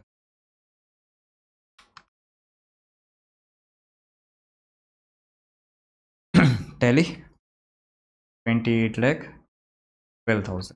ठीक है, सिंपल सम था, कुछ नया नहीं था, सिर्फ एक चीज़ नहीं थी, क्या, JLP वाला पॉइंट। बाकी पूरे सम में कुछ भी नहीं था। ठीक है, अब आ जाते हैं इस चैप्टर के आखिरी सम पे। स्टडी मटेरियल का क्वेश्चन है, क्वेश्चन नंबर 16। क्वेश्चन नंबर 16 क्या बोल रहा है, A B and C are in partnership sharing profits and losses at the ratio of 5:3:2। पूल्ड रेशियो 5:3:2 दिया गया है। The balance sheet of the firm on 31/12/2021 was as follows. तो ए बी एंड सी का तीनों का आपको जो है वो कैपिटल दिया गया है, बैंक का लोन दिया गया है, और ट्रेड पेबल्स आपको दिया गया है 30,000। ठीक है, fixed asset inventory trade receivable JLP इस बार वापस जो है वो बैलेंस शीट में दिख रहा है 20,000। बैंक अकाउंट दिख रहा है 10,000। फिर उसके बाद on 1 January 2022 A wants to retire and B and C agreed to continue at the 2:1।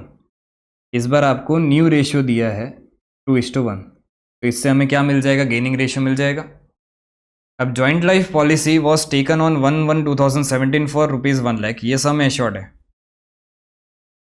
And it's surrender value कितनी है ऑन 31/12/2021, मतलब जब रिटायरमेंट हो रहा है उस दिन उसकी सरेंडर वैल्यू एक्चुअल में देखने जाए तो 25,000 है, लेकिन बुक्स ऑफ अकाउंट में कितनी दिख रही है, बुक्स ऑफ अकाउंट में 20,000 दिख रही है। 5,000 का क्या हो गया, रिवोल्यूशन गेन हो गया ना। For the purpose of A retirement goodwill was raised for ₹1,00,000। इस दिन गुडविल की वैल्यू हमने कितनी मानी? 1,00,000 मानी, बराबर। Sundry fixed asset was revalued for ₹1,10,000। तो फिक्स्ड एसेट को भी आप रिवैल्यू कर रहे हो 1,10,000 से। बट ये खास ध्यान से सुन, but B and C did not prefer to show such an increase in assets in the balance sheet. अब ये चीज़ जब लिखी है कि भी ओल्ड पार्टनर्स को, मतलब रिमेनिंग पार्टनर्स को जो है वो बुक्स ऑफ अकाउंट में बैलेंस शीट में असेट्स की वैल्यू चेंज नहीं करनी है, लायबिलिटीज एंड असेट्स की वैल्यू चेंज ही नहीं करनी है। तो अगर आपको थोड़ा बहुत याद हो तो एडमिशन जब हमने पढ़ा था, रुको मैं आपको लेके चलता हूँ।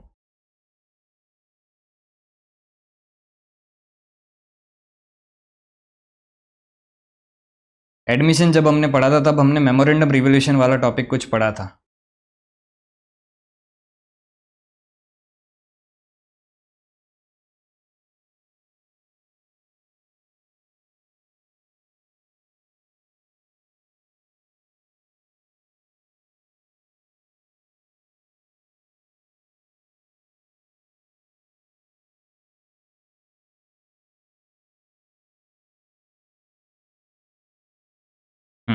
ये रहा, याद है आपको ये चीज़?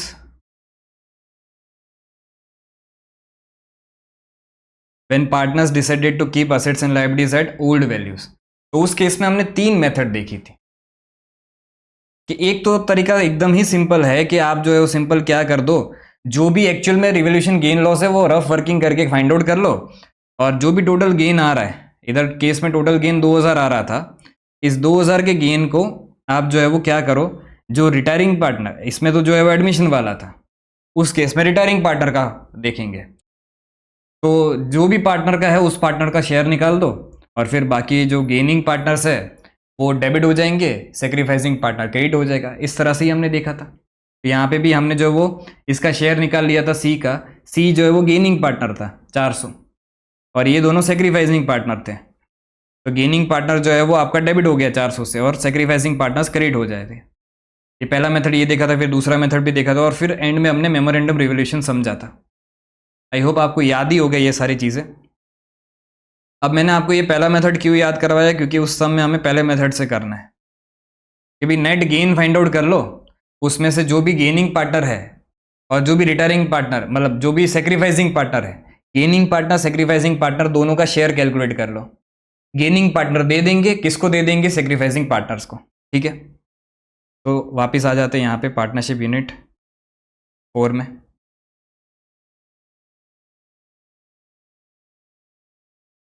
चल जा,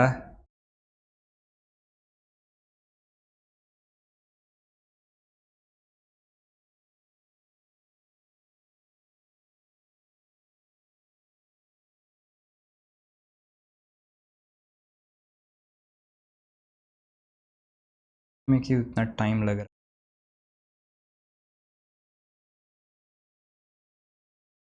चलो तब तक क्वेश्चन पढ़ते हैं। तो मैं सिर्फ इतना बोलना चाह रहा हूँ कि बी एंड सी जो है वो दोनों ऐसा प्रेफर कर रहे हैं कि इनको असेट्स की ये जो इंक्रीमेंट है कि भी ये एक बढ़ गया, जेएलपी का बढ़ गया, ये इंक्रीमेंट इनको नहीं बताना है बुक्स ऑफ अकाउंट में, ओरिजिनल वैल्यूज पे ही जो है वो कंसिडर करना है। Also they agreed to bring necessary cash to discharge 50% of A's claim and to make bank balance of ₹25,000 and to make their capital proportionate. अब ये वाला कैपिटल एडजस्टमेंट भी आई होप आपको याद ही होगा, हमने स्टार्टिंग में ही किया था इस तरह से कैपिटल एडजस्टमेंट। इसके मैंने 2 मेथड्स आपको बताए थे। सम नंबर आई थिंक थर्ड था, आई थिंक थर्ड क्वेश्चन ही था हमारा, उसमें ही हमने ऐसा किया था। तो चलो ना देख लेते हैं क्वेश्चन नंबर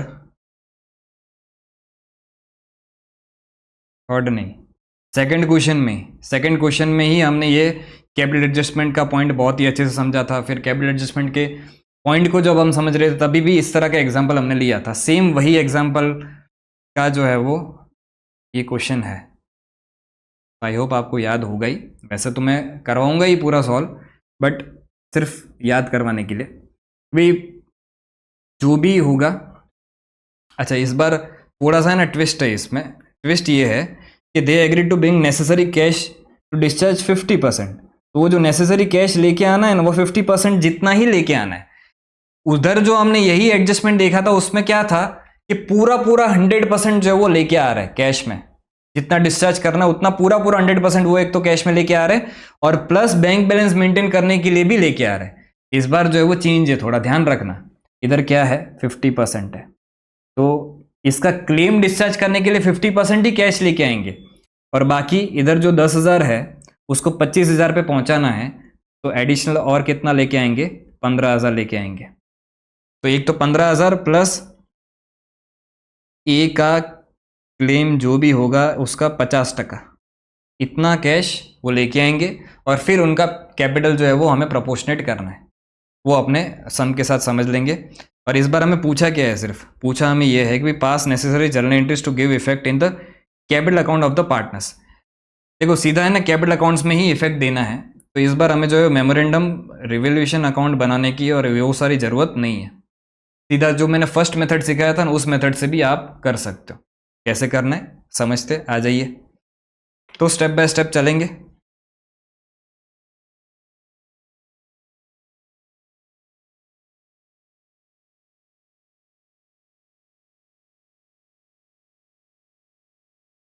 सबसे पहला स्टेप आपका गेनिंग रेशियो कैलकुलेट करना पड़ेगा आपको, क्योंकि इस बार ओल्ड एंड न्यू रेशियो दोनों ही दिया गया है। अच्छा ए रिटायर हो रहा है और बी एंड सी कंटिन्यू कर रहे हैं, तो बी एंड, तो बी का ओल्ड रेशियो क्या था, बी का ओल्ड रेशियो था 3/10 और सी का 2/10। न्यू रेशियो क्या हो गया है 2/3 एंड 1/3। एलसीएम हो जाएगा 30, 10 3 ज़ा,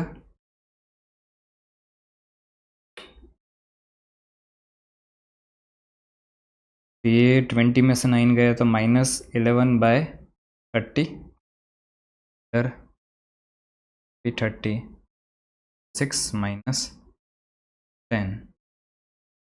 ये हो गया -4/30। तो गेनिंग रेशियो जो है वो आपका हो गया 11:4। सेक्रीफाइस तो कौन कर रहा है वो पता ही है आपको, सेक्रीफाइस ए कर रहा है, ये दोनों पार्टनर्स गेन कर रहे हैं, ठीक है। अब उसके बाद गुडविल का एडजस्टमेंट देख लेते हैं।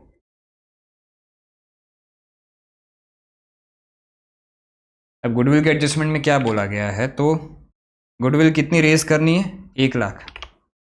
तो total goodwill of the firm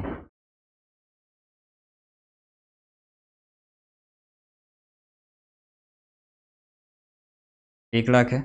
इसमें जो रिटायरिंग पार्टनर है उसका शेयर कितना है, रिटायरिंग पार्टनर कौन है, ए है, इज शेयर ऑफ गुडविल, तो ये 1,00,000 इंटू इसका प्रॉफिट शेयर कितना है, तो इसका प्रॉफिट शेयर है 5/10, 5/10।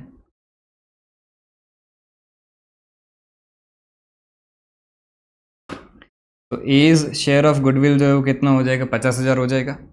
अब ये 50,000 कौन देगा, तो बी एंड सी देंगे, कौन से रेशियो में, तो 11:4 जो उनका गेनिंग रेशियो है उस रेशियो में देंगे।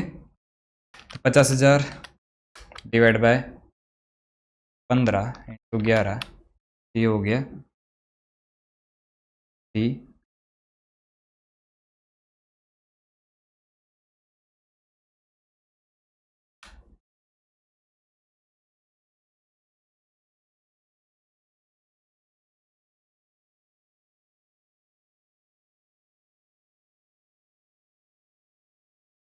ठीक है, गेनिंग रेशियो निकाल लिया, गुडविल निकाल लिया। अब हमें जो है वो अकाउंटिंग एंट्रीज करनी है, लेकिन अकाउंटिंग एंट्रीज भी जो है वो किस तरह से करनी है समझना ध्यान से। रिवोल्यूशन गेन लॉस कुछ भी बुक्स ऑफ मतलब रिवोल्यूशन असेट्स एंड लायबिलिटीज का नहीं करना है, लेकिन रिवोल्यूशन गेन लॉस तो फाइंड आउट करना पड़ेगा ना। उस केस में असेट्स एंड लायबिलिटीज की वैल्यू चेंज नहीं होगी, रिवोल्यूशन अकाउंट भी कोई नहीं बनेगा। सिंपल जो भी गेन आ रहा होगा उसमें जो भी सेक्रीफाइसिंग पार्टनर है उसका शेयर निकालेंगे, जो रिटायरिंग पार्टनर है मतलब सॉरी जो गेनिंग पार्टनर है, सॉरी जो गेनिंग पार्टनर्स है वो सेक्रीफाइसिंग पार्टनर्स को अपना शेयर दे देंगे। ठीक है, तो अब यहाँ पे रिवोल्यूशन गेन लॉस की एक वर्किंग बनाएंगे।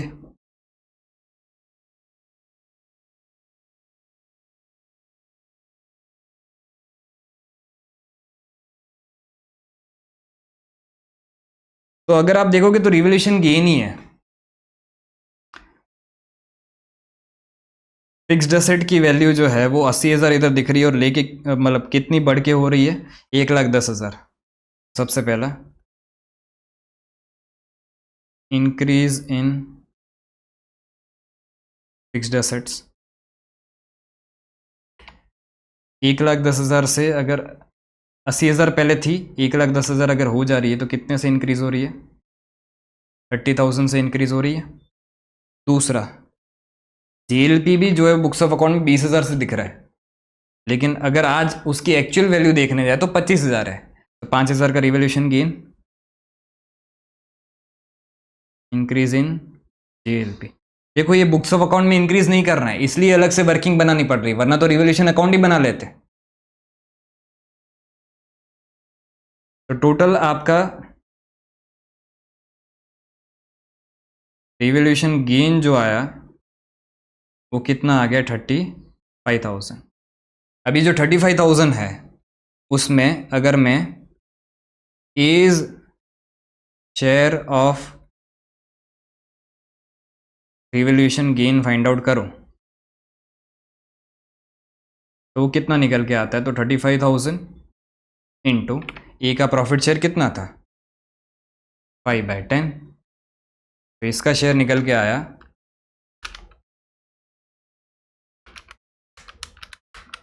17,500। अभी 17,500 कौन देगा, 17,500 जो है वो बी एंड सी दे देंगे इसको, कौन से रेशियो में, 11:4। क्यों, क्योंकि बी जो है वो गेनिंग पार्टनर है, सी भी गेनिंग पार्टनर है, ए कौन है सेक्रीफाइसिंग पार्टनर। तो ये 17,500 इसको दे देंगे इस तरह से, 17,500 डिवाइड बाय 15 इंटू 11, तो बी के इससे 12833 और इसके हिस्से 4667। ठीक है, अब हम जो है वो अकाउंटिंग एंट्रीज कर सकते हैं। कैपिटल एडजस्टमेंट का पॉइंट एक आएगा, पर उसके लिए हमें जो है वो पार्टनर्स कैपिटल अकाउंट का वर्किंग बनाना पड़ेगा, पर पहले एंट्री स्टार्ट तो करते हैं।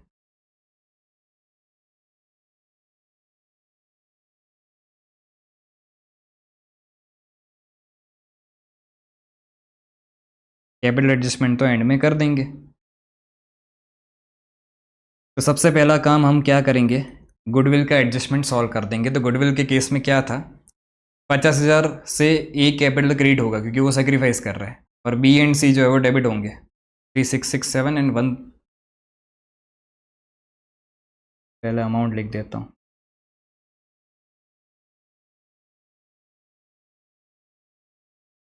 बीज capital account debit, C's capital account debit to A's capital account, ये हो जाएगा 50,000 से। अच्छा, अगर आप इंस्टीट्यूट का सॉल्यूशन इस केस में देखोगे तो उन्होंने ये रिवोल्यूशन गेन 35,000 और ये गुडविल दोनों को साथ में जोड़ के ही फिर जो है वो डायरेक्ट एडजस्टमेंट कर दिया है। ऐसे करना चाहो तो ऐसे भी कर सकते हो, पर हम हमेशा गुडविल को अलग रखते थे इसलिए अलग से कर रहे हैं। कुछ फर्क नहीं पड़ेगा, तो बिल्कुल टेंशन मत लेना, मार्क्स एक भी नहीं काटेंगे, काटेंगे तो अपने केस कर देंगे, टेंशन मत लो।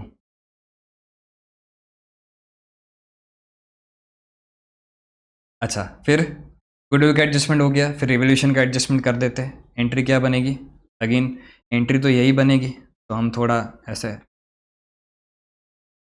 थोड़ा सा ऐसा उठा लेते हैं। ए को कितना मिलने वाला है, ए को मिलने वाला है 17,500, कौन देगा, बी एंड सी देगा। कैसे देगा, 12,833,4,6,6,7। ठीक है, रिवोल्यूशन का काम हो गया। देख लो क्या कोई जनरल रिजर्व है? बिल्कुल नहीं है, रिजर्व भी नहीं है। चलो, जेएलपी का भी काम हमने कर दिया है।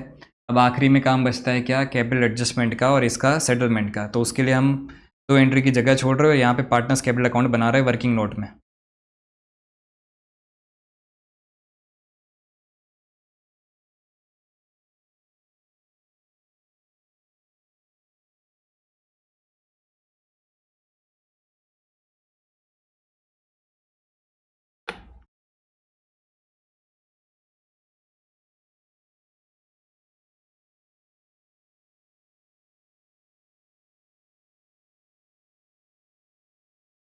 Working note 1 partners capital account.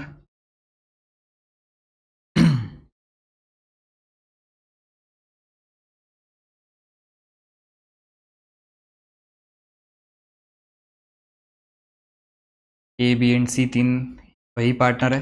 सबसे पहले ओपनिंग बैलेंस लिख देते हैं। सर पार्टनर्स कैपिटल अकाउंट क्यों बना रहे हो? क्योंकि कैपिटल एडजस्टमेंट करना है उसके लिए। 50,000, 40,000 एंड 30,000। अच्छा, आपको मैंने दूसरी एक बैलेंस शीट वाली मेथड भी सिखाई थी। उस केस में उस हिसाब से भी आप जो है वो कर सकते हो, तो वो करना चाहो तो वो कर लो। पर मेरे को ये पार्टनर्स कैपिटल वाला थोड़ा सही रहेगा, क्योंकि वैसे भी हमें रिटायरिंग पार्टनर का तो कैपिटल फाइंड आउट करना ही पड़ेगा, तो बना ही लेते हैं वैसे भी। चलो, ओपनिंग बैलेंस लिख दिया। फिर गुडविल का एडजस्टमेंट अगर हम करें तो बाय कौन है ये? बी एंड सी।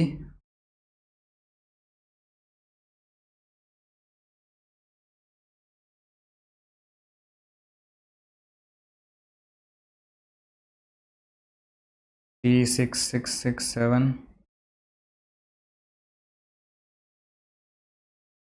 फिर 12833।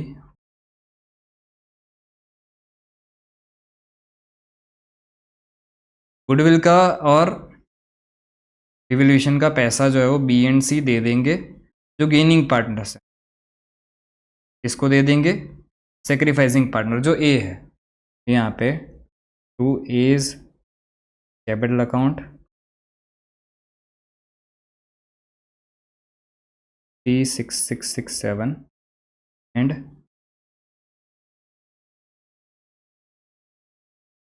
टू एज कैपिटल अकाउंट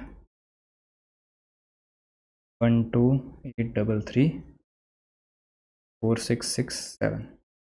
ठीक है, इतना करके देखो जर्नलिज्म कुछ है नहीं, इतना करके एक बार के लिए तीनों का बैलेंस फाइंड आउट कर लेते हैं।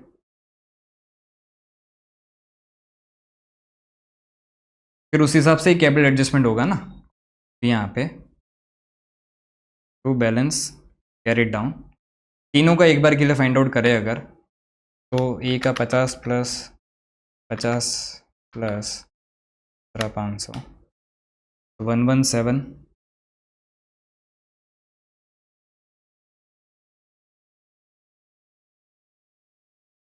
का 40,000 प्लस 36667। अच्छा, इस बार इसका तो डेबिट बैलेंस आएगा।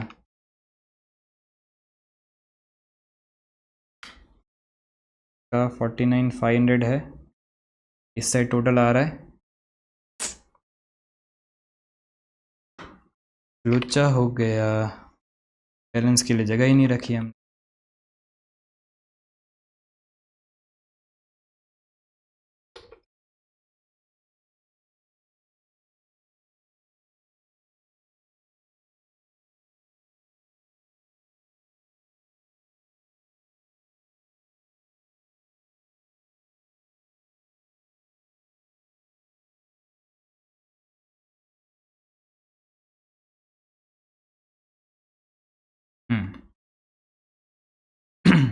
बी का जो है वो 36667 प्लस 12833, इसका तो नेगेटिव आ रहा है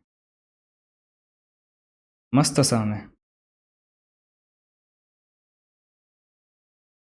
कितना नेगेटिव आ रहा है? तो -40,000, 9500। ठीक है,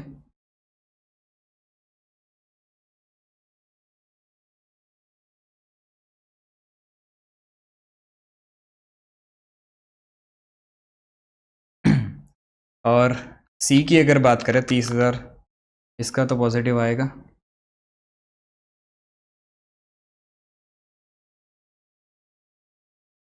-4667,333, इसका 12,000 पॉजिटिव। ठीक है, अब इतना बैलेंस ब्रॉट डाउन कर लेते पहले एक बार के लिए। तो इन दोनों का बैलेंस ब्रॉट डाउन इस साइड हो जाएगा, इसका इस साइड हो जाएगा। चार्जिंग में रख दो।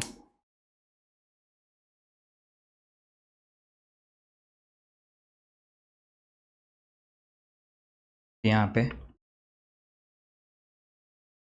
बाय बैलेंस ब्रॉट डाउन, तो ए का 117500, बी का यहाँ पे नहीं होगा, और यहाँ पे टू बैलेंस ब्रॉट डाउन। ठीक है, तो हो जाएगा 9500। अब अगर मैं आपको याद करवाऊँ तो कैपिटल एडजस्टमेंट हम किस तरह से करते थे, कैपिटल अकाउंट के थ्रू जब हम करते थे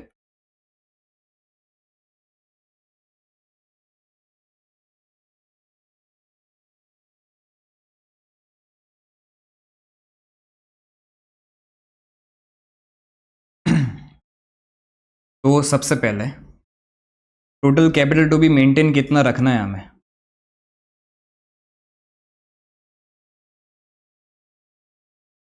टोटल कैपिटल टू बी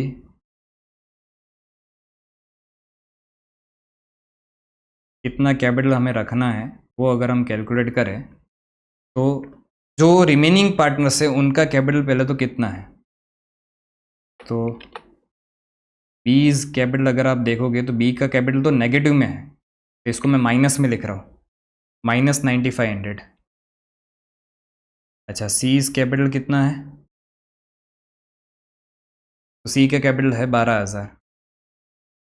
ठीक है, तो इतना तो कैपिटल ही रखना है, प्लस यहाँ पे 50% ऑफ अमाउंट पेएबल टू, इस बार है ना 50% है। इसके पहले ही जब हमने ऐसा ही सेम कैपिटल एडजस्टमेंट का सम किया था तब हमने 100% लिया था, बट इस बार स्पेसिफिकली बोल रहे हैं कि वो कैश कितना लेके आएंगे, वो कैश जो लेके आएंगे वो सिर्फ 50% ही लेके आएंगे। तो 50% पेएबल टू ए। भाई ए को कितना पेएबल है देखो तो ज़रा, 1,17,500 पेएबल है। तो 50% अगर हम निकालें तो 58,750 होता है, 58,750 plus increase in bank balance. भाई बैंक बैलेंस कितना इंक्रीज करना है, तो अभी है कितना, 10,000 है, रखना कितना है 25,000, तो कितना लेके आना पड़ेगा,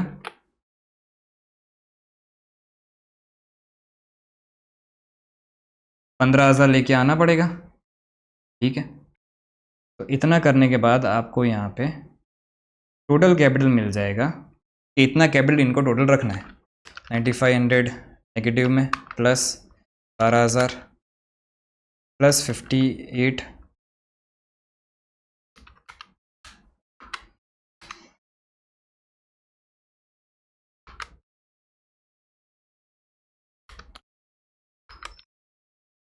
$76,250 इनको कैपिटल रखना है, ये टोटल। अच्छा, आप कौन से रेशियो में रखेंगे, तो अगर हम देखें तो इसमें बी एंड सी ही है सिर्फ, तो बी जो है वो कितना रखेगा, इसका कैपिटल का रेशियो जो है वो 2 और इसका 1, तो 76,250 into sorry divide by 3 into 2, इसको रखना है 50,833, इतना इसको रखना है, और इसको कितना रखना है 25,417।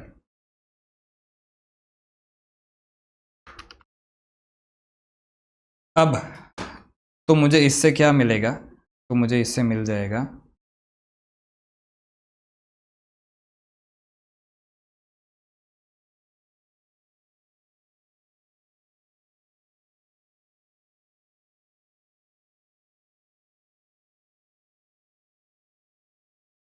समझना, पहले तो अगर ए का सेटलमेंट कर दे तो ए को क्या करना था, पैसा देना था तो बैंक अकाउंट, पैसा कितना देना था, 50% ही देना था, जो कितना बनता है 58,750, और बाकी का कहाँ पे चला जाएगा, टू एज लोन अकाउंट में 58,750, बराबर, ए का काम खत्म।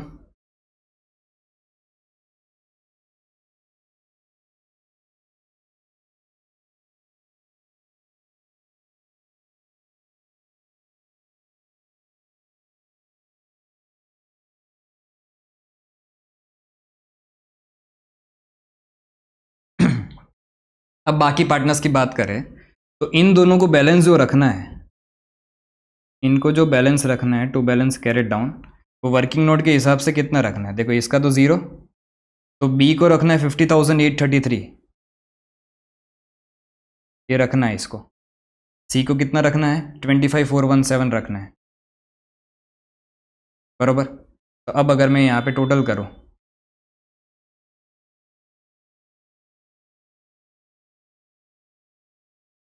तो इन दोनों को कितना पैसा लेके आना पड़ेगा, दोनों को ही लेके तो आना ही है, कितना लेके आना है बस वही हमें बैलेंसिंग फिगर लेकर निकालना है। यहाँ पे बाय बैंक अकाउंट पे बैलेंसिंग फिगर 75001170, इसका अगर टोटल हम करें तो 50,833 प्लस 9,500 60,333, इसका 25,417 60,333 25,417, तो इसको तो पूरा 60,333 लेके आना है, ठीक है, और इसको कितना लेके आना है 25,417 माइनस 12,000, तो इसको लेके आना है 13,417, ठीक है। तो हमने 2 एंट्री की जगह छोड़ी थी, सबसे पहली ए का सेटलमेंट करना है, इस कैपिटल अकाउंट डेबिट करोगे आप, कितने से डेबिट करोगे, तो 1,17,500 से डेबिट करोगे,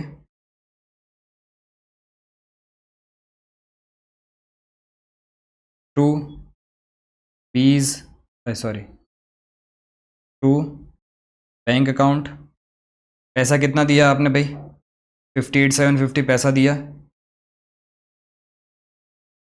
अच्छा, टू एज लोन अकाउंट, इसमें कितना जाएगा 58,750, बराबर। वैसे देखने जाए तो ये एंट्री थोड़ी बाद में करना, रुको, पहले पैसा ये लोग लेके आए फिर ही इसकी एंट्री करना, तो इंस्टीट्यूट ने भी पहले ही इसकी की है,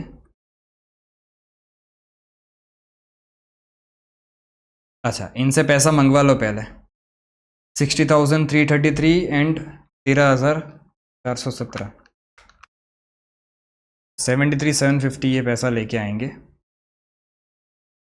73,750 ये लेके आएंगे, तो इसके लिए अपने बैंक अकाउंट को डेबिट करेंगे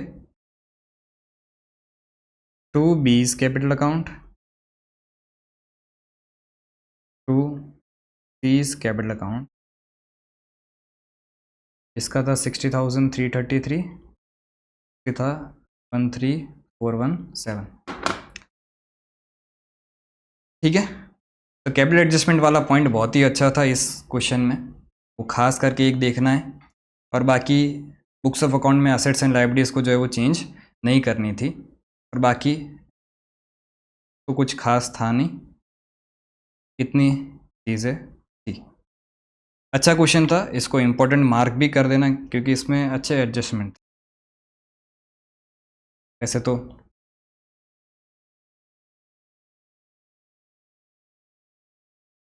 ठीक है चलो। तो इसी तरह से आपका रिटायरमेंट वाला चैप्टर जो है पूरा ही कंप्लीट होता है, बहुत ही अच्छे से हमने बहुत सारे सम किए, सारे वेराइटीज़ ऑफ एडजस्टमेंट हमने यहाँ पे कवर कर लिए है, तो सब कुछ कवर्ड है, आपको इतना ही करना है, उसके अलावा और कुछ करने की ज़रूरत नहीं है, ठीक है। आज के लेक्चर को मैं यहाँ पे रखता हूँ। नेक्स्ट हमारा unit 5th death of A partner जो है वो स्टार्ट होगा। इसमें हमें कोई नए ज़्यादा कंसेप्ट नहीं पढ़ने हैं, समझो ना 80% कंसेप्ट, 90% कंसेप्ट तो रिटायरमेंट के ही है, सिर्फ 2-3 पॉइंट्स एक्स्ट्रा ऐड होंगे, वो उसको अपने जो है वो बाद में कवर करेंगे। आज के लेक्चर को मैं यहाँ पे रखता हूँ। अगर आपको कोई भी डाउट हो कमेंट सेक्शन में आप पूछ सकते हो। ये जो नोट्स है लिंक आपको डिस्क्रिप्शन में मिल जाएगी। आज के लिए इतने, थैंक यू।